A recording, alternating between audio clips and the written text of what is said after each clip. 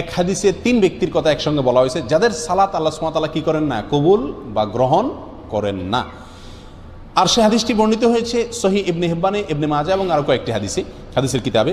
নবী আলাইহিস সালাতু ওয়াস সালাম বলেছেন, সালাসাতুন লা তারতাফিউ সালাতুহুম ফাওকা রুউসিহিম শিবরা। 3 ব্যক্তি আছে যারা নামাজ পড়লে তাদের নামাজটা মাথার 1 বিঘত উপরে উঠে না, আল্লাহর আরশ পর্যন্ত যাওয়া তো পরের কথা, অর্থাৎ তাদের এই সালাত আল্লাহর কাছে কবুল হয় না। সেই লোক কারা? হতভাগা। রাজুলুন আম্মা কওমান ওয়া হুম লাহু কারিহুন।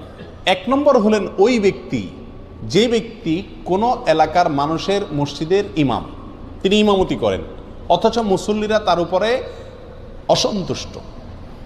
অসন্তুষ্ট বলতে ন্যায়সঙ্গত কারণে অসন্তুষ্ট। আজকাল তো হুজুররা চলা একটু বাঁকা হইলেও পাবলিক বলে না হুজুর পছন্দ না। তো হুজুরের ব্যক্তিগত কারণে যদি আপনি অপছন্দ করেন সেটাতেই হুজুরের কোনো কিছু